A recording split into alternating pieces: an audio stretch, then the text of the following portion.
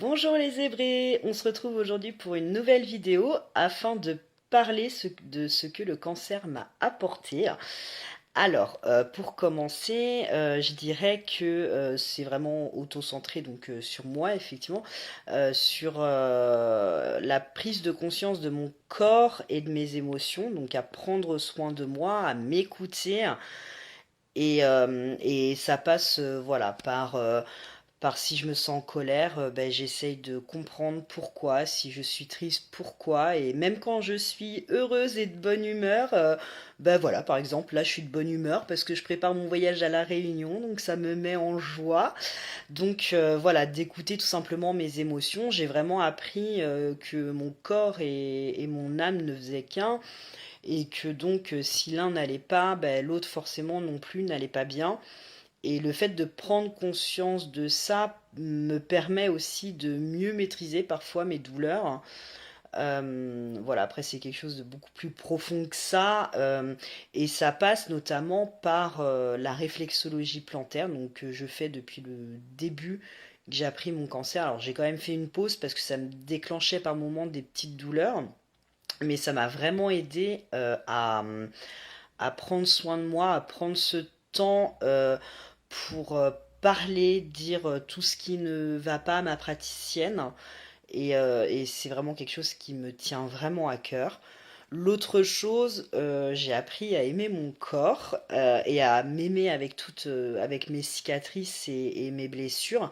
Voilà, je suis bien portante, j'aime bien manger et en plus je suis très mal foutue puisque dès que je mange un peu trop et que je prends du poids, tout va dans le ventre.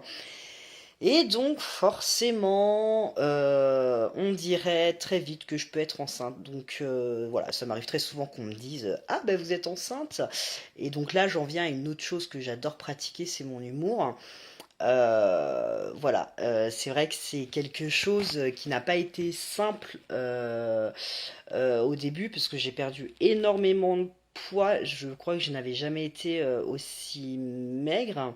Et en plus avec, bon voilà, une cicatrice hein, au milieu du ventre. Donc l'été sur la plage, au début, ouais, c'était pas simple d'accepter cette cicatrice. Et puis en fait, très vite, je me suis dit, mais en fait, Pauline, tes cicatrices, c'est la preuve de ton combat et c'est ce qui fait ta force et c'est ce qui prouve que tu te bats chaque jour contre cette merde, clairement.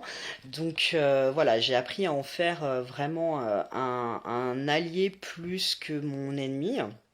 Et donc, comme j'ai pu dire, une autre chose que j'aime beaucoup, c'est l'humour. Alors oui, je fais vraiment parfois des blagues un peu pourries sur mon état de santé.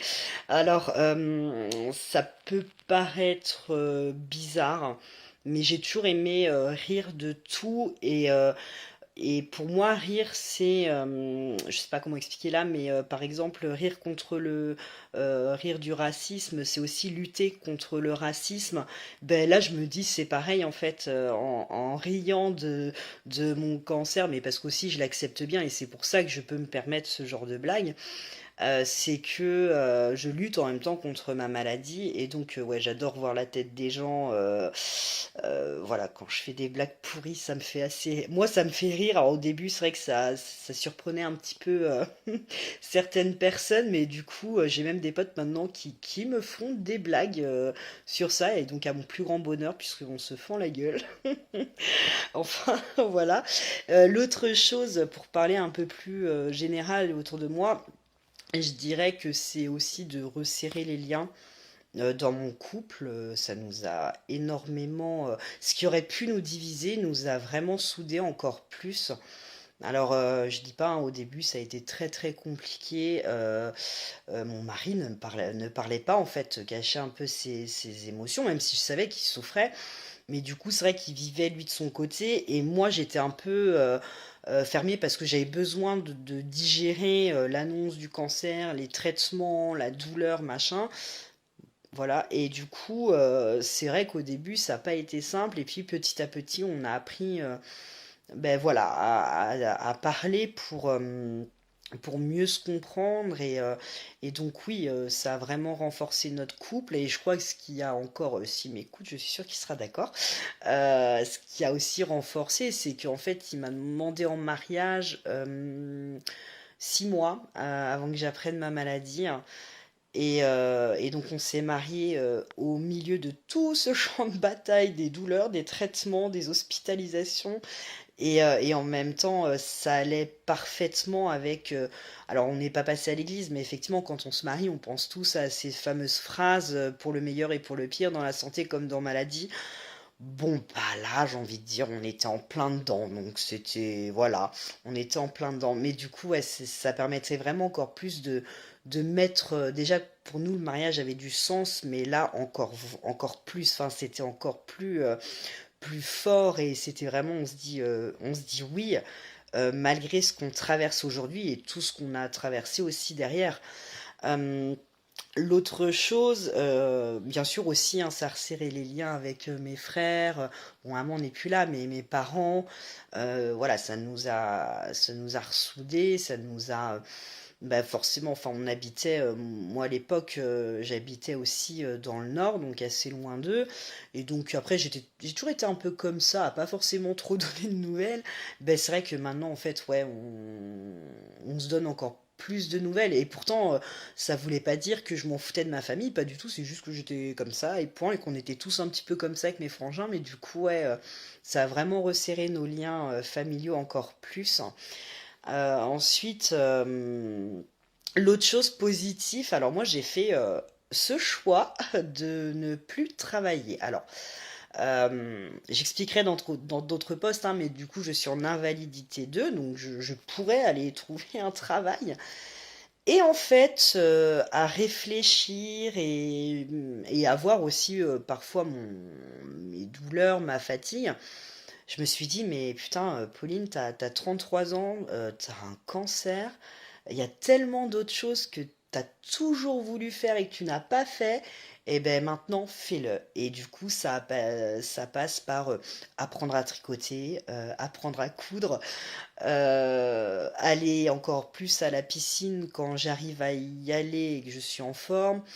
Et ça passe par ouais, aller voir mon père à La Réunion et faire enfin un voyage.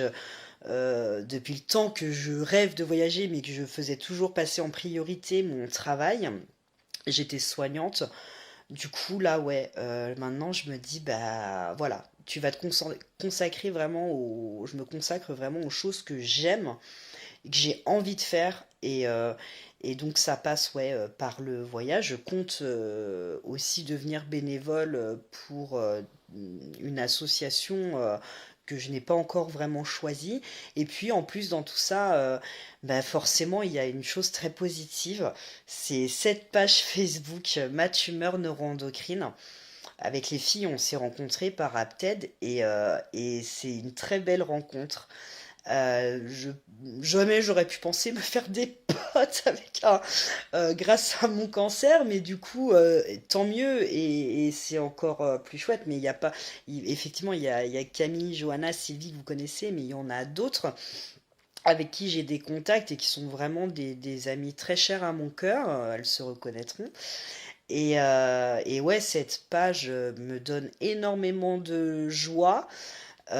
C'est vraiment toujours un plaisir quand voilà, on se réveille le matin ou en pleine journée, on va sur Facebook ou Instagram et on voit vos messages, que ce soit en message privé ou en commentaire. C'est vraiment une source de joie et c'est vrai que c'est quelque chose ouais, de vraiment très positif et j'en suis très heureuse d'avoir mis les filles sur mon chemin pour qu'on puisse faire cette très belle aventure ensemble. Et je crois que c'est tout. J'ai à peu près fait le tour des choses positives. En tout cas, s'il y en a d'autres, je ne manquerai pas de vous les écrire en commentaire. Et si toi aussi, tu as appris à apprécier, bon, je me répète un peu, mais si tu as appris à apprécier, en tout cas à appréhender pour trouver du positif dans ta maladie, n'hésite pas à nous les mettre en commentaire, même à nous écrire sur notre boîte mail ou via Facebook ou Instagram pour nous partager ton expérience. À très bientôt les zébrés. Ciao!